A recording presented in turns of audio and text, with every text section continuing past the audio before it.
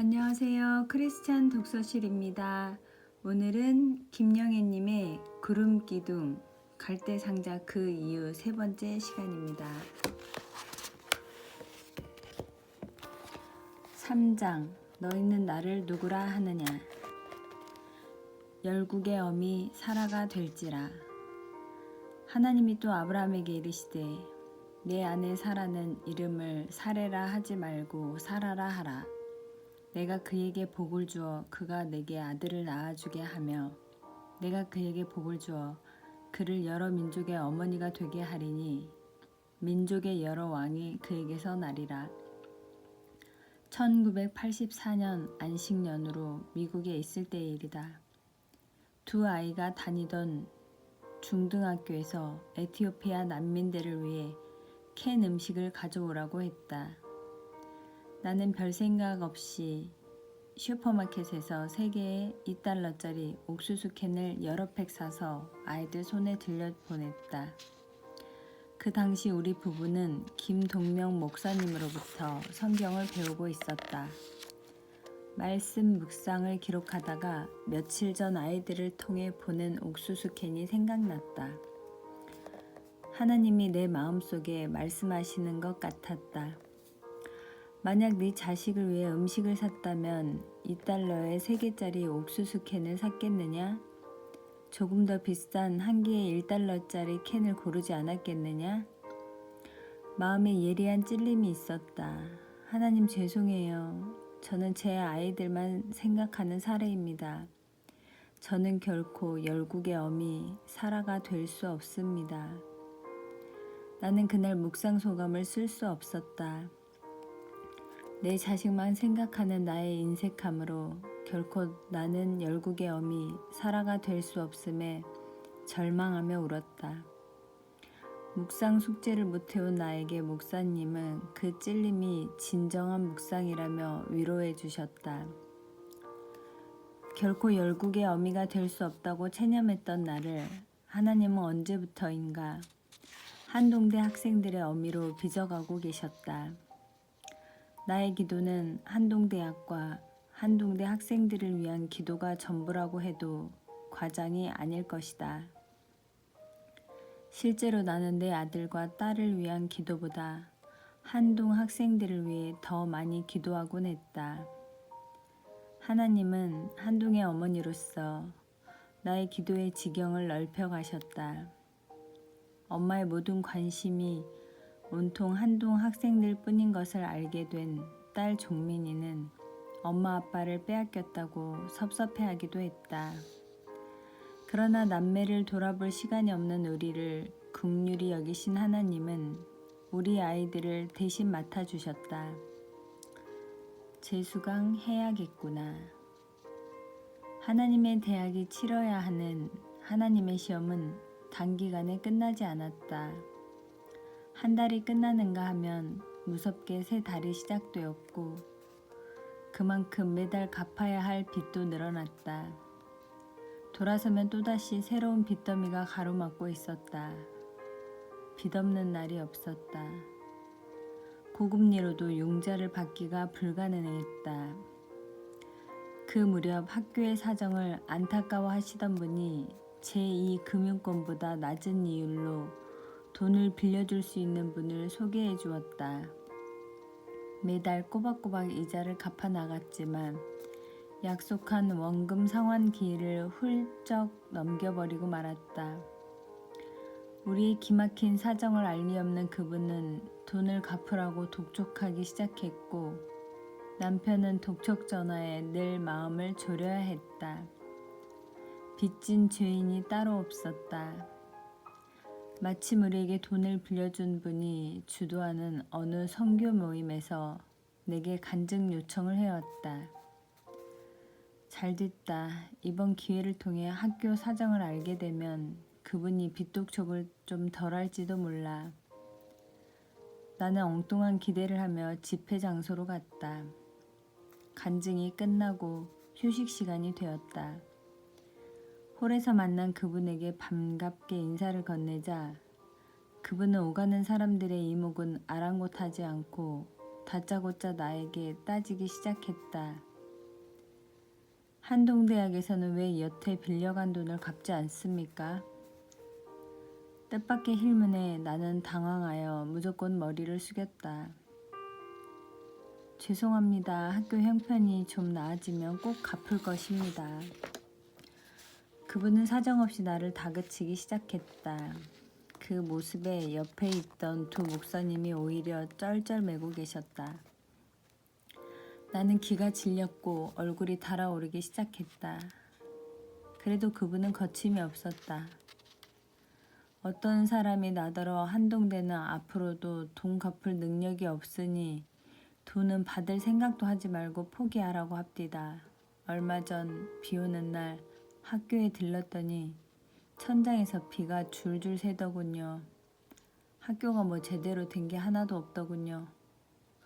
정말 죄송합니다. 드릴 말씀이 없습니다. 하지만 빌린 돈은 반드시 갚을 것입니다. 나는 고개도 못 들고 미안하다는 말만 계속했다. 아무리 총장의 아내라고 해도 내가 빌린 것도 아닌데 나를 다그치니 무안하고 야속했다. 그러나 죄인이 무슨 변명을 할 수 있으랴. 참으려고 했지만 나도 모르게 눈물이 자꾸만 흘러내렸다. 눈물을 보이지 않으려고 안경을 올리는 신용을 하며 눈가에 흐르는 눈물을 연신 닦아냈다. 혹 그분이 민망해하진 않을까 신경이 쓰였다. 그렇게 한참 나를 몰아세우던 그분이 가고 난 자리에 나는 한참 동안 얼어붙은 듯 멍하니 앉아 있었다. 그때 옆에 앉았던 목사님이 내 손을 잡고 기도하기 시작했다.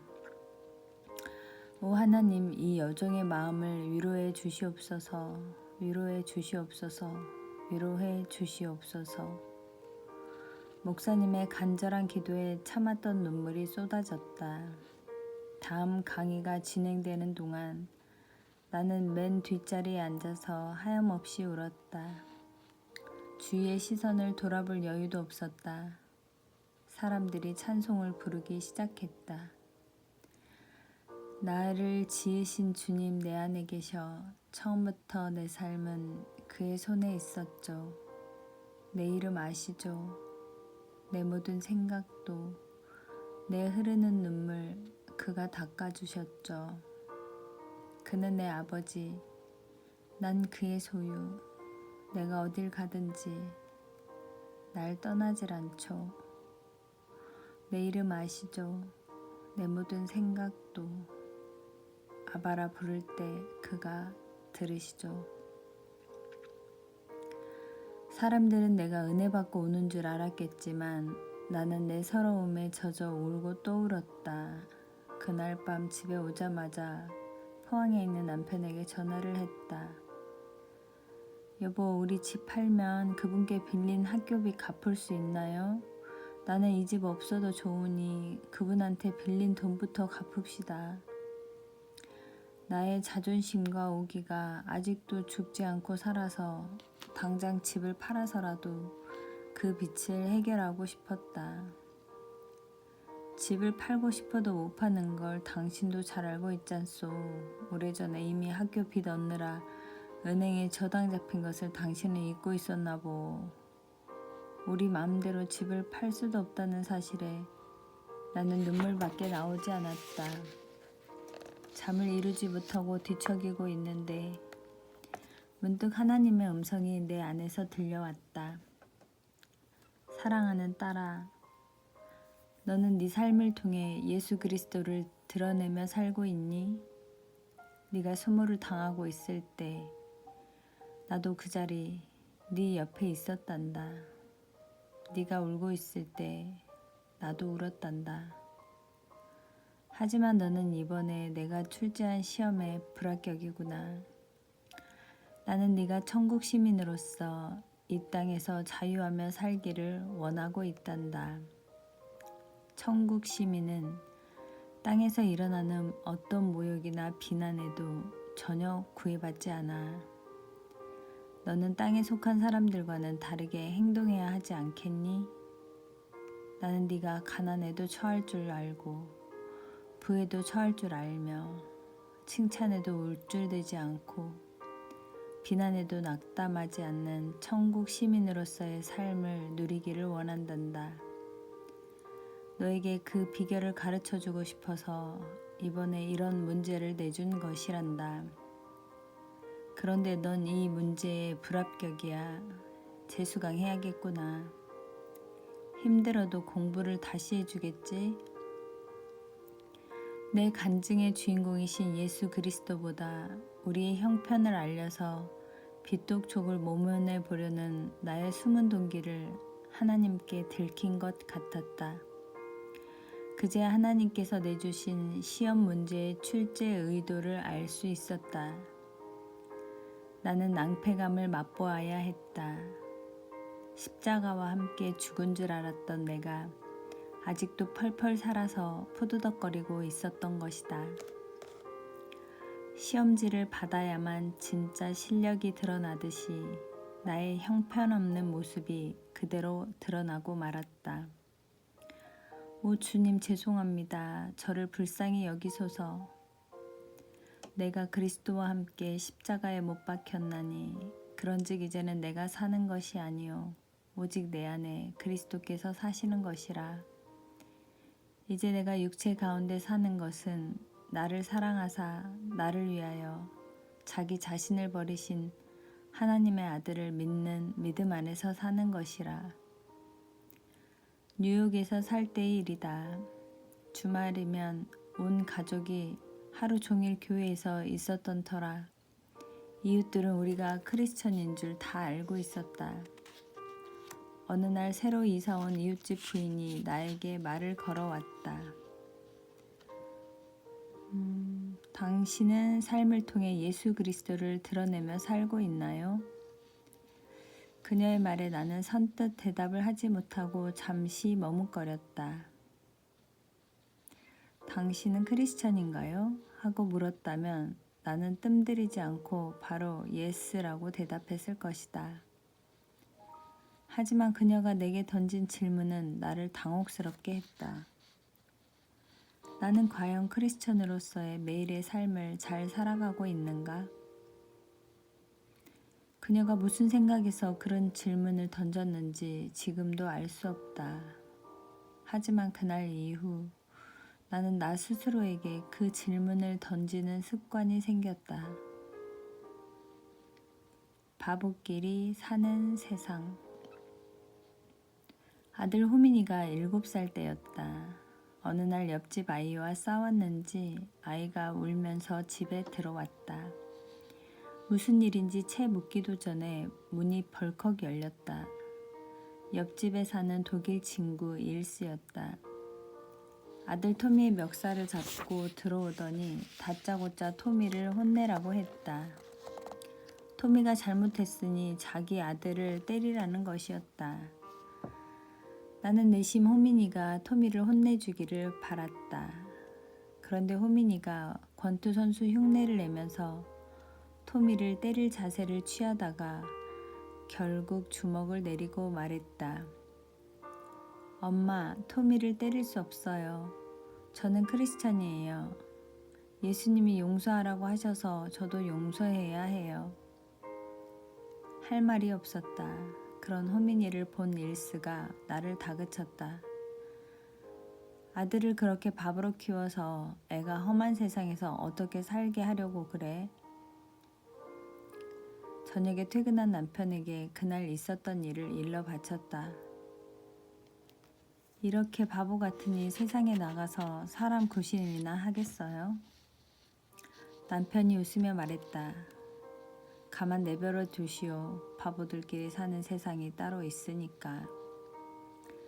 예수 믿는 사람은 세상 사람들 사는 방식을 따라서는 안 되고 더러 억울하고 손해보며 살 줄 알아야 한다고 남편이 말했다. 똑똑한 사람들이 만만치 않게 보는 사람은 바보처럼 사는 사람, 기꺼이 손해보는 사람, 자기 권리를 포기하는 사람이라고 했다.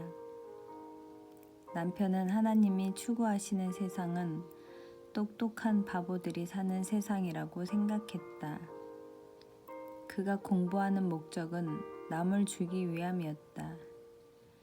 이기적인 공부가 아니라 이타적인 공부였다. 그는 종종 그의 생각을 강연으로 피력했다. 지하 자원이 거의 없고 기름 한 방울 나지 않는 대한민국이 오늘의 번영을 이룰 수 있었던 것은 우리 민족을 축복하시는 하나님의 은혜와 우리를 도왔던 수많은 선진국 덕분입니다. 우리는 우리를 도왔던 국가와 사람들도 잊지 말아야 합니다. 우리는 빚진 자입니다. 대학이 사회와 국가의 빚을 갚는 방법은 과거 우리처럼 경제적으로 어려운 나라의 젊은이들을 한국으로 유학 오게 하여 복음을 전하며 그 나라의 인재를 양성하도록 돕는 것입니다. 한동에서는 세상 사람들 눈에 이해가 안 되는 선택을 하는 학생들을 수없이 만날 수 있다. 이름대로 줄곧 수석만 했던 양수석군도 자신이 그런 말을 들은 사람 중 하나라고 했다. 저도 몰랐는데 제 모교에서는 제가 예수에 미쳐 S대 갈 녀석이 이상한 지방대학에 간 학생으로 불린대요. 저는 한동에서 보낸 첫 해 동안 신기한 일들이 너무 많아서 매일 일기를 썼는데 기숙사 룸메이트들이 일기맨이라 놀릴 정도로 한동에 푹 빠져 살았습니다. 졸업 후 부족한 영어 실력에도 불구하고 공군에서 한미 공군 통역관 장교로 복무할 때나 한동 로스쿨 졸업 후 미국 변호사로 일하는 지금이나 한동은 저의 자부심입니다.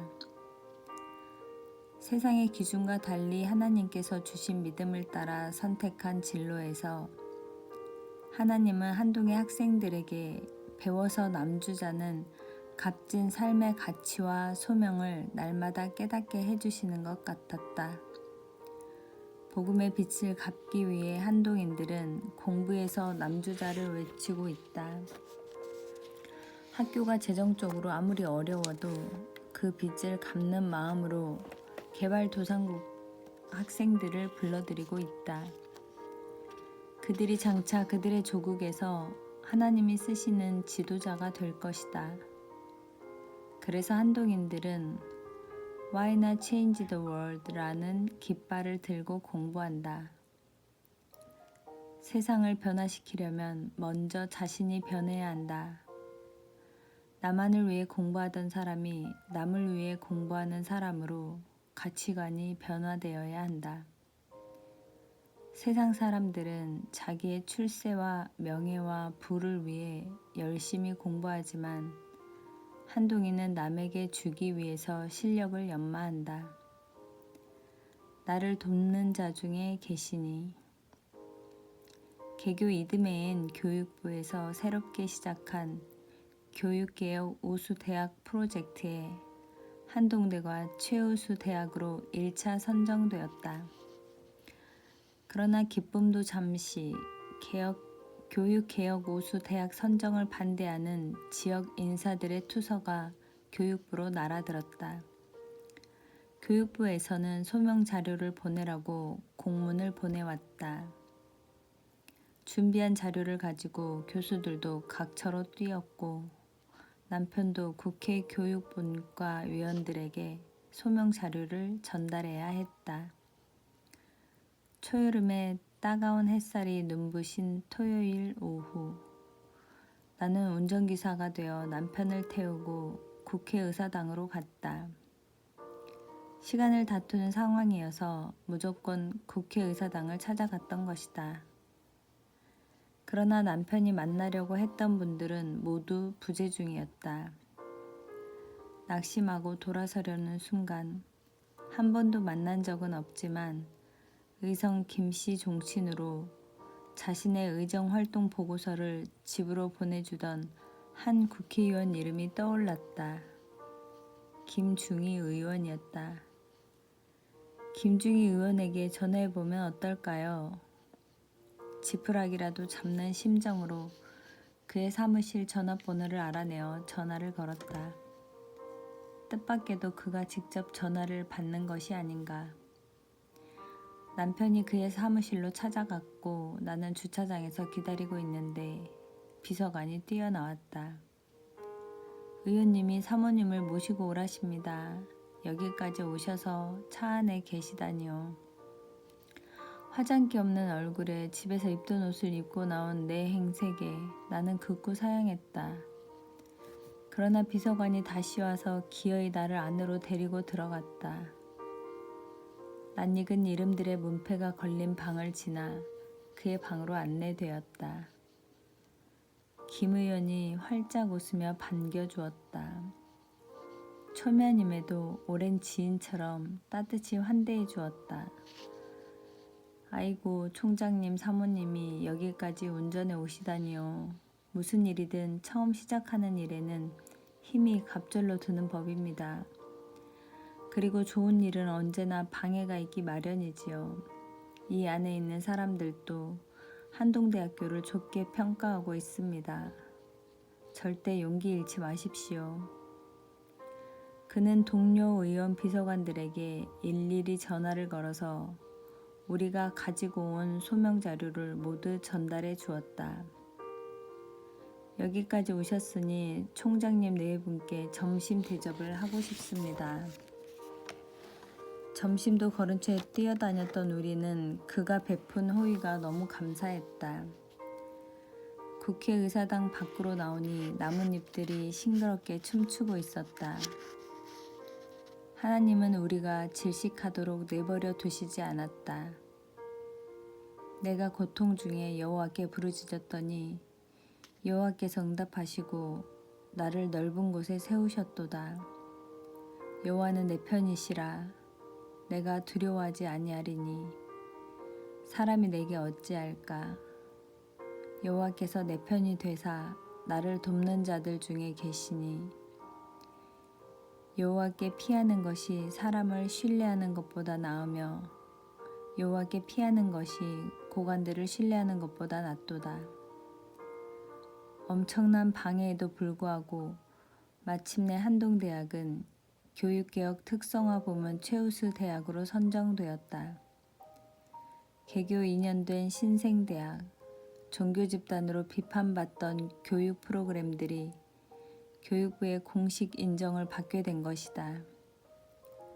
그 후로도 한동대학은 교육개혁 특성화 부문 우수 대학으로 3년 연속 선정되었다. 고통이 컸던 만큼 기쁨도 컸다.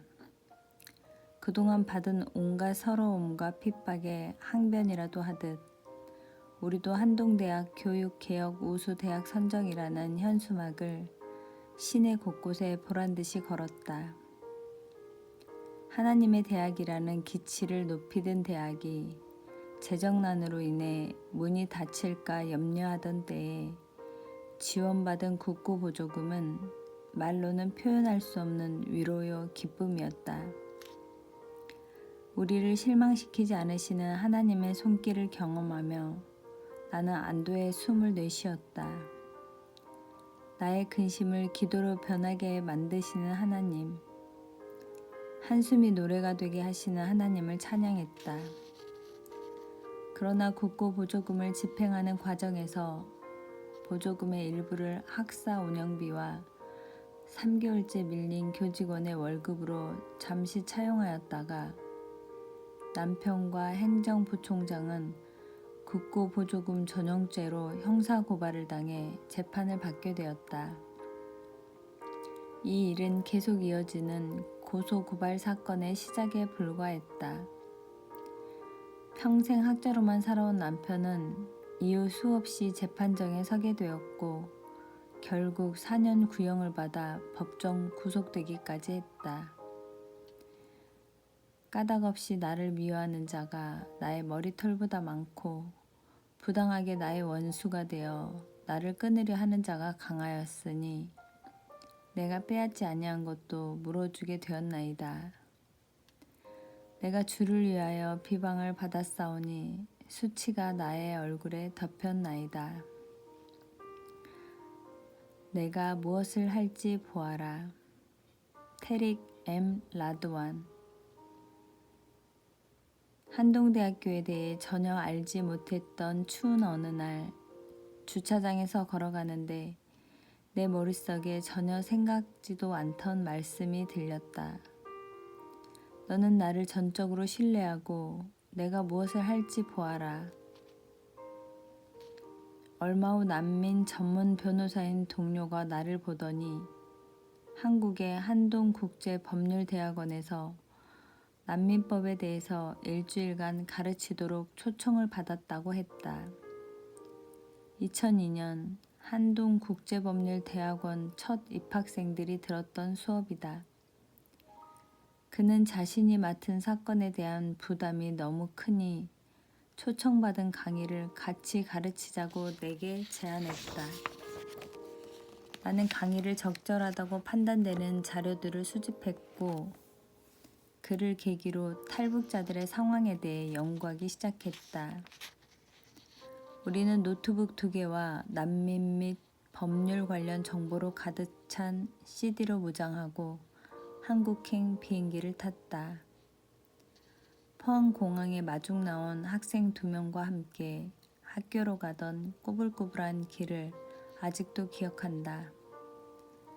학교에 들어서면서 Why not change the world라는 슬로건을 보는 순간 나는 단숨에 이 학교를 좋아하게 될 것을 직감했다.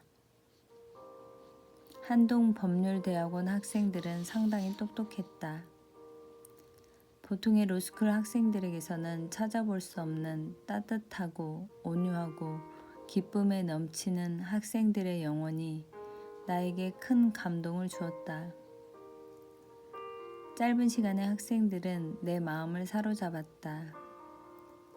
수업 도중에 한 학생이 단순하지만 심오한 질문을 던졌다.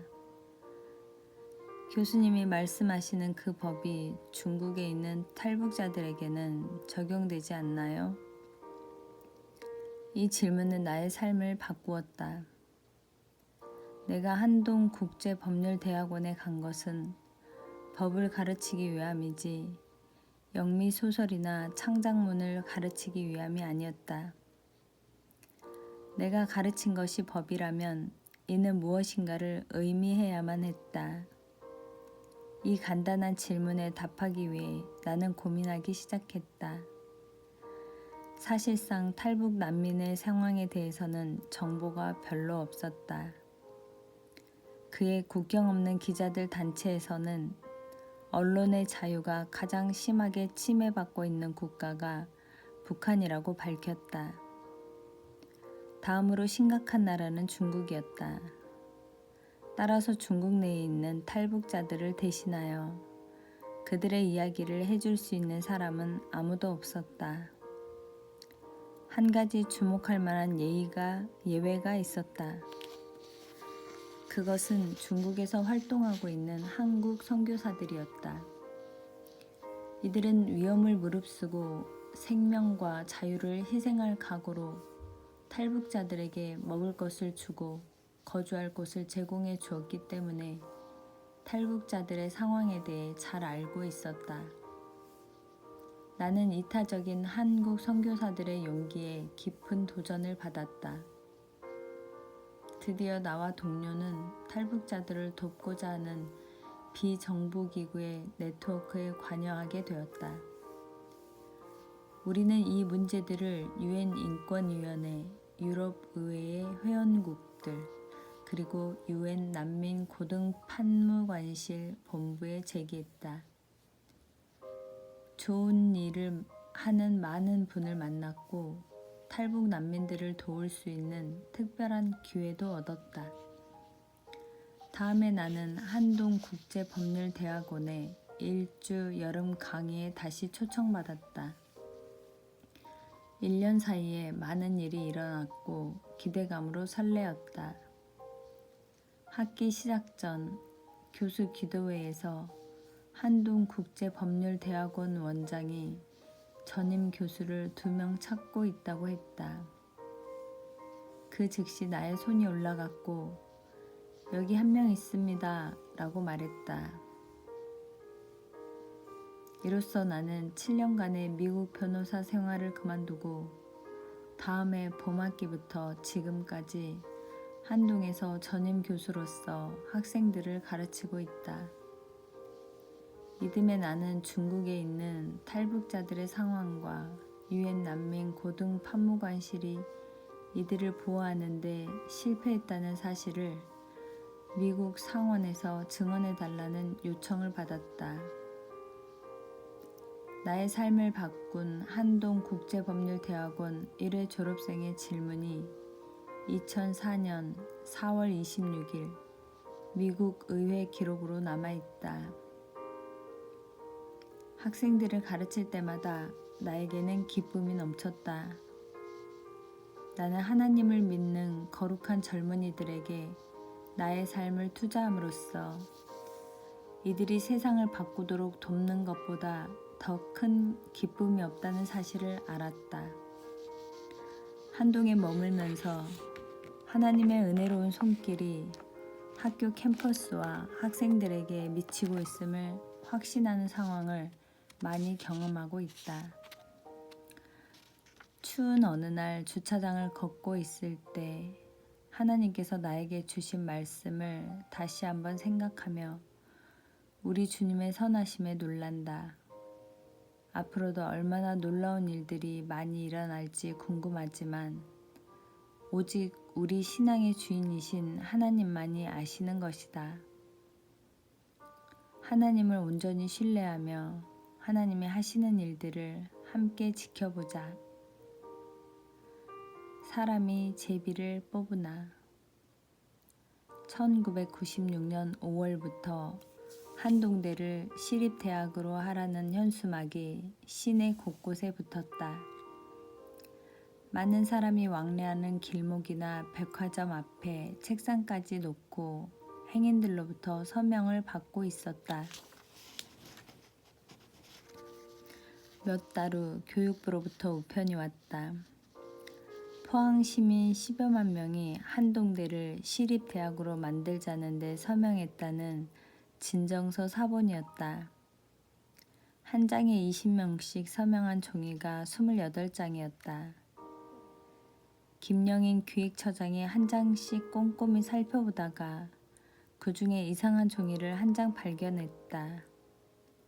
자신과 한동대 교수들이 살고 있는 아파트 주민들의 명단이 들어 있었던 것이다. 서명할 리가 없는 이웃들의 이름을 보고는 몇몇 교수 부인들이 이웃들을 찾아가서 일일이 확인해 보았다. 그런데 이게 웬일인가?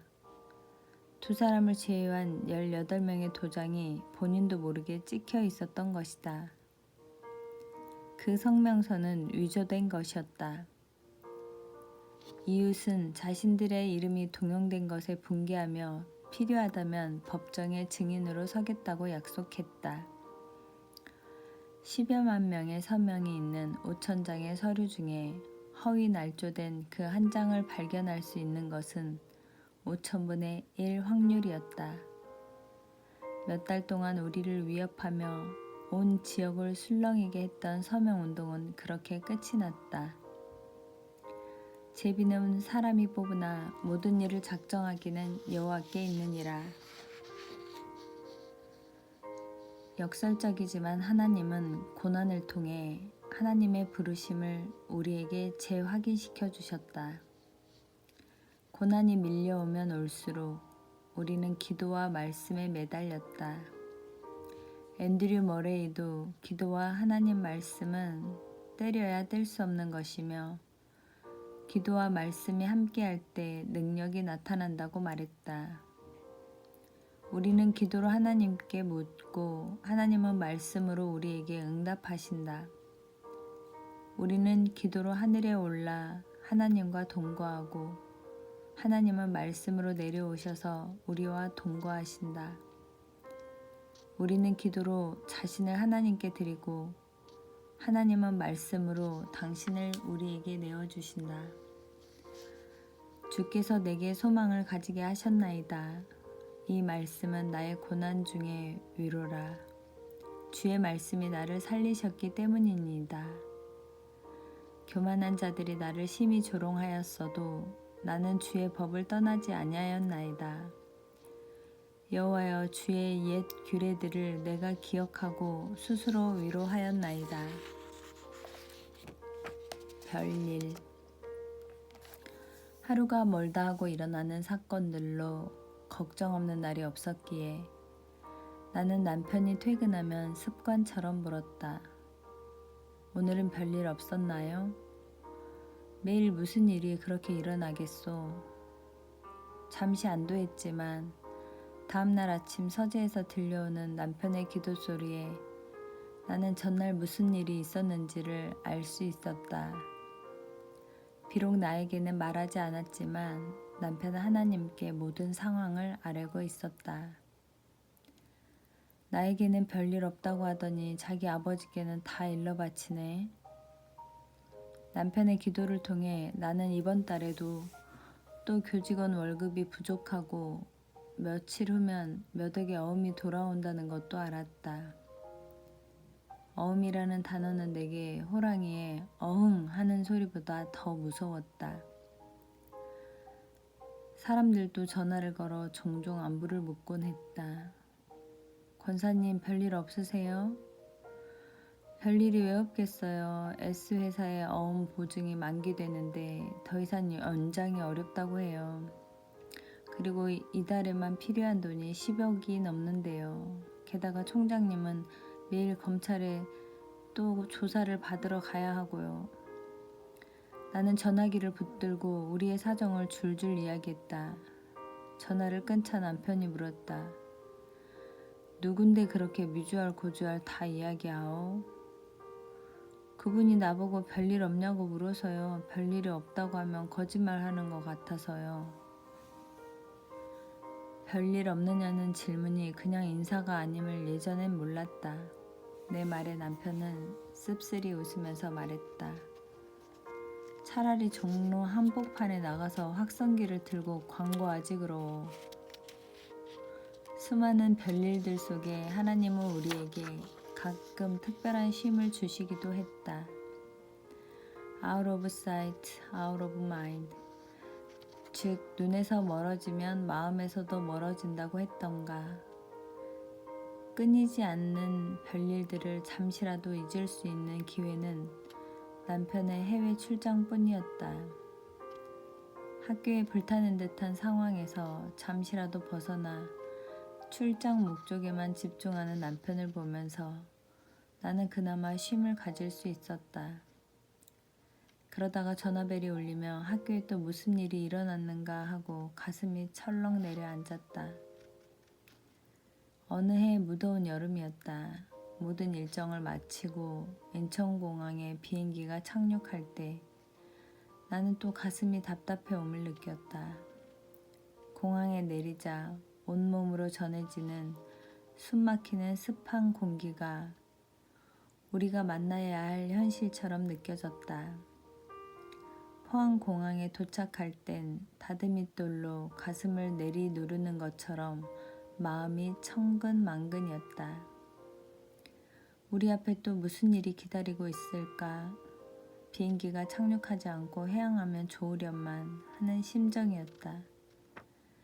그날 시내를 빠져나올 때쯤 폭우가 쏟아지기 시작했다. 아스팔트 위를 사정없이 내리치는 빗줄기에 더위도 한풀 꺾이는 듯 했다. 시원한 빗줄기를 보면서 한동의 앞날에도 저 빗줄기처럼 시원한 기운이 감도는 날이 오기를 간절히 기도했다. 아무것도 염려하지 말고 다만 모든 일에 기도와 간구로 너희 구할 것을 감사함으로 하나님께 아뢰라. 그리하면 모든 지각에 뛰어난 하나님의 평강이 그리스도 예수 안에서 너희 마음과 생각을 지키시리라. 학교를 비방하는 온갖 공격과 남편에 대한 핍박의 목소리가 지역에서 그치질 않았다. 김영길 총장은 종교 실습하고 있다. 한동대는 특정 종교에 치우친 광신 집단이다. 한동대는 지역 정세에 맞지 않는 대학이다. 궁핍과는 또 다른 환란이었다. 포항 시내로 들어오는 초입의 어느 건물에는 김영길 총장은 물러가라는 현수막이 오래전부터 걸려 있었다. 아무도 떼어낼 수 없는 그 현수막은 난공불락 철옹성의 깃발처럼 보였다. 인자야, 너는 비록 가시와 찔레와 함께 있으며 정갈 가운데에 거주할지라도 그들을 두려워하지 말고 그들의 말을 두려워하지 말지어다. 점점 뜨거워지는 하나님의 불. 하나님의 자녀라면 각자의 자리에서 고난의 불을 통과해야 하지만 그 불의 온도는 사람마다 각기 다르다. 하나님이 우리에게 허락하신 고난의 불은 갈수록 뜨거워져만 갔다. 개교 전에는 이보다 더 힘든 상황은 앞으로 없을 것이라 생각했는데 하나님은 날이 갈수록 불의 온도를 조금씩 높이셨다. 환란이 곧 끝날 줄 알았던 우리에게 하나님은 은과 금을 연단하듯이 연단하셨다. 사람마다 불로써 소금치듯 함을 받으리라. 그때까지만 해도 나는 고난과 시련이라는 불을 통과해야 하는 하나님의 방법이나 공식을 몰랐다. 환란 중에 즐거워할 줄도 몰랐고 고난의 유익이나 우리가 통과해야 할 불길의 강도나 의미조차 몰랐다. 연단 이후의 소망에 대한 영적인 안목도 없었다. 다만 이뿐 아니라 우리가 환란 중에도 즐거워하나니 이는 환란은 인내를, 인내는 연단을, 연단은 소망을 이루는 줄 알미로다. 하나님의 출제 의도는 인내였다. 우리의 인내를 시험하시기라도 하듯 하나님은 우리에게서 얼굴을 숨기셨다. 아무리 기도하고 기다려도 하나님은 침묵하셨다. 시간이 갈수록 현실 문제는 조금도 호전되지 않았다. 광야의 위기는 만나와 메추라기가 없는 것이 아니었다. 하나님이 과연 살아계시는가, 계시지 않는가 의심하는 것이 더 큰 위기였다. 구원자 이스라엘의 하나님이여, 진실로 주는 스스로 숨어 계시는 하나님이시니이다. 그렇다고 이제 와서 포기하거나 물러설 수도 없었다. 하나님은 우리가 지쳐서 아주 넘어지지 않도록 붙드셨다. 1997년 IMF 경제 위기로 나라의 경제가 어려웠을 때 사람들은 종종 나에게 물었다. 한동대학도 요즘 많이 힘드시죠? 저희는 개교할 때부터 IMF 상황이라서 차라리 상대적 빈곤감을 느끼질 않아서 좋네요. 1998년 연말까지 시급한 빚을 갚지 않으면 속절없이 학교 문을 닫아야 할 위급한 상황이 또다시 찾아왔다. 그때 신실하신 하나님께서는 우리의 생각을 뛰어넘는 방법으로 58억 원이라는 거금을 현금으로 단번에 공급해 주셨다.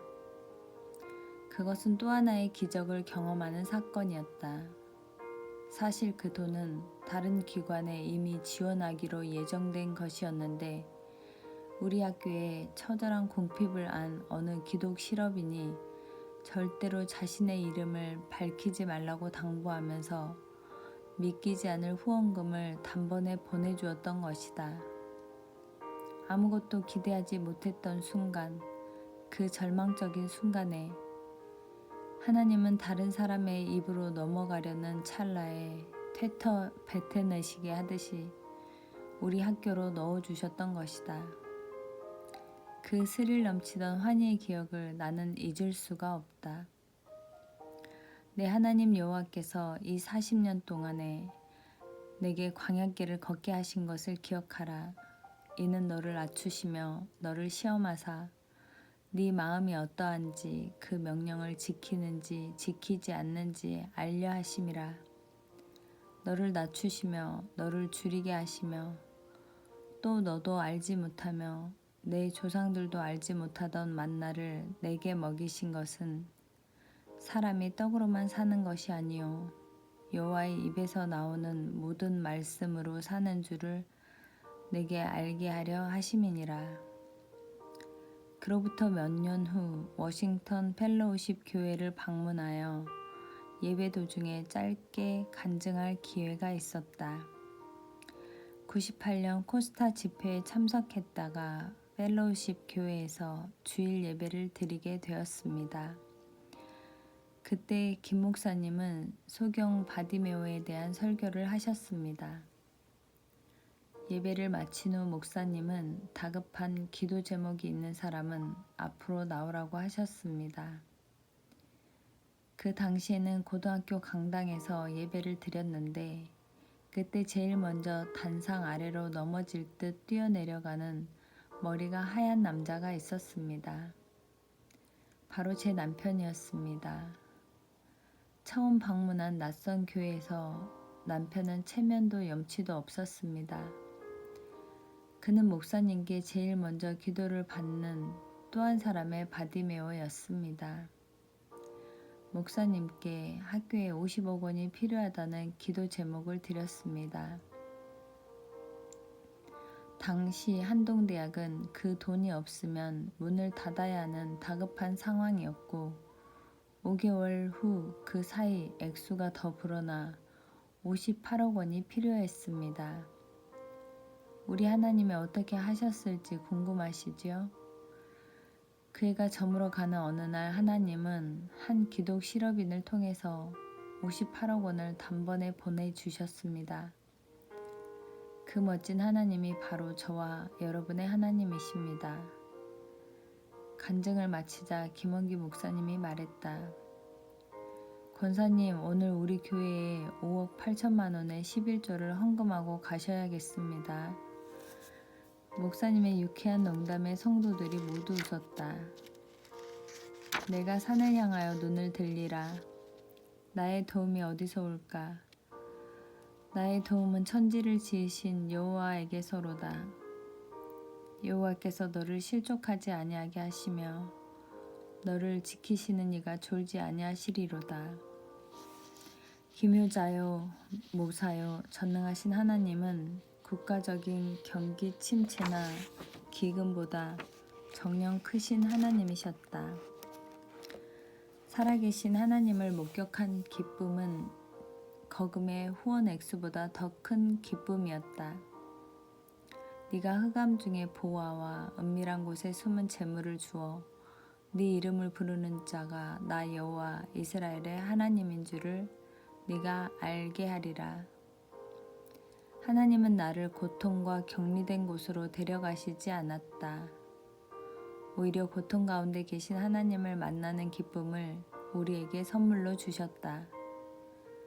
하나님이 고난 가운데 있는 나의 삶을 지휘하고 계시는 것을 경험할 때 비로소 우리를 연단하시는 하나님의 의도와 공식을 알아가게 되었다. 고난과 시련의 사건을 통해서 하나님의 임재를 맛보게 되면서 나는 고난조차도 감사하게 되었다. 하나님은 우리 외에도 당신의 사람들을 한동으로 불러들여 함께 고난의 짐을 지며 각자의 분량에 맞게 자라게 하셨다. 고난의 순례길에 헌신된 동역자는 그 무엇과도 비교할 수 없는 값진 선물이요 또 하나의 구름 기둥이 되었다. 비전을 캐스팅하는 리더 최유강. 한동에서의 시간은 하나님께서는 사람을 통해 역사하신다는 것을 새삼 깨닫는 기간이었습니다. 어찌 보면 무모해 보였을 것 같습니다. 저 포항에 위치한 조그마한 신생대학의 젊은이들이 세상을 바꾼다니요. 지방에 위치한 대학에서 전 세계를 품고 나가자니요. 하지만 놀라운 것은 리더가 비전을 캐스팅하니 학생들이 우리가 세상을 바꿀 수 있을까라고 의심하지 않고 그러면 세상을 어떻게 바꾸지? 라는 고민으로 바로 뛰어들어 갈 수 있었다는 점입니다. 아직도 이따금씩 한동에 입학하던 첫날을 떠올리곤 합니다. 구불구불 나있던 산길로 다니던 스쿨버스, 아직 포장되지 않은 캠퍼스의 도로, 생활관이 완성되지 않아 학생회관과 게스트하우스에 나뉘어 살았던 우리 학번 동기들, 아버지께서 1994년에 돌아가시고 96학번으로 원서를 내게 되었을 때 어머니는 걱정이 되셨는지 포항까지 직접 내려가서 원서를 접수하셨습니다. 아직 건물도 완성되지 않았다며 걱정하시는 어머니를 한참이나 달래드렸던 기억이 납니다. 입학식이 끝나고 서울로 올라가시던 어머니는 결국 눈물을 흘리셨습니다. 하지만 어머니는 한동을 통해 당장 눈에 보이는 것은 없지만 하나님 나라를 보셨던 것 같습니다. 저의 가장 큰 후원자가 되어 주셨으니까요. 저와 한동과의 인연은 이렇게 시작되었습니다. 돌아보면 참 쉽지 않은 길이었습니다. 고등학교를 1994년 2월 20일에 졸업했는데 대학을 2004년 2월 20일에 졸업했으니까 단 하루의 오차도 없이 고등학교 졸업 후 10년 만에 대학을 졸업했습니다. 저에게 있어 아버지께서 돌아가신 1994년 12월은 광야로 들어서는 시작이었고 그 후 한동과 함께한 10년은 저의 인생 비전을 찾도록 하나님께서 허락하신 광야의 기간이었습니다. 제가 한동에서 받은 축복 가운데 하나는 비전을 제시하는 리더를 만날 수 있었다는 점입니다. 더 이상 비전을 말하지 않는 시대이지만 세상을 바꾸자는 비전이 한동에는 있습니다. 공부에서 남주자며 수험생을 다그치는 시대에 공부에서 남주자는 세상의 흐름과 정반대되는 인생의 방향성이 한동 가운데 있었습니다. 이런 비전을 우리 마음밭에 뿌려주신 존경하는 스승 김한길 총장님과 교수님들을 만날 수 있었던 것은 제 인생의 커다란 축복이었습니다. 보이지 않는 길을 걸으며 세상을 바꾸고 국제화를 꿈꾼다는 비전을 나눴을 때 회의적이었던 주변의 시선들을 지금도 기억합니다. 이런 상황 속에서도 비전을 계속해서 제시해 주신 총장님과 저희의 꿈을 격려해 주신 교수님들이 계셨기에 한동인들은 한 치 앞도 보이지 않던 길을 걸을 수 있었습니다. 제가 한동에서 받은 두 번째 축복은 제 인생의 비전을 발견했다는 점입니다. 공부에서 남주자는 가르침과 기꺼이 제자들을 위해 시간을 내주시고 함께 기도해 주시고 고민해 주시는 교수님들과 함께 하면서 저는 제 인생의 비전을 발견할 수 있었습니다. 저는 앞으로도 한동을 통해 많은 리더들과 인재들이 배출될 것이라 확신합니다. 개개인의 노력도 분명히 중요하겠지만 한동대학교라는 환경 때문에 가능하다고 생각합니다. 비전을 찾을 수 있는 토양은 아무에게나 주어지는 것이 아니기 때문입니다. 지금 제가 섬기고 있는 Teach for All Korea는 공부에서 남주는 소외계층을 위한 교육 봉사단입니다. 많은 사람이 제게 하버드에서 공부한 사람이 왜 돈도 크게 벌 수 없는 교육 봉사를 하냐고 묻습니다. 하지만 제가 받은 사랑과 공부에서 남주자는 가르침을 통해 제 삶의 방향을 결정한 까닭에 기쁜 마음으로 교육 봉사에 헌신하게 되었습니다. 제가 한동에서 받은 세 번째 축복은 비전을 함께 나눌 수 있는 평생의 동역자들을 만났다는 점입니다. 전 세계 각지에 퍼져 있는 한동인들이 빛도 없이 소리도 없이 헌신된 삶을 살아가는 모습을 볼 때, 아, 한동의 교육이 헛되지 않았구나 하는 감동을 받게 됩니다. 아프리카 오지를 오가며 애쓰는 동문들, 개발도상국에서 헌신하는 동문들, 기업과 학교, 선교지에서 각자의 사명을 묵묵히 감당하는 동문들은 무엇과도 바꿀 수 없는 귀한 한동의 보물입니다. 한동인들을 통해 많은 사람이 아, 하나님께서는 사람을 통해 역사하시는구나 하고 고백할 수 있기를 기대합니다. 그리고 이런 한동인들을 위해 지난 20년간 헌신해 오신 김영길 총장님과 김영애 사모님께 감사와 사랑을 전합니다. 감사합니다.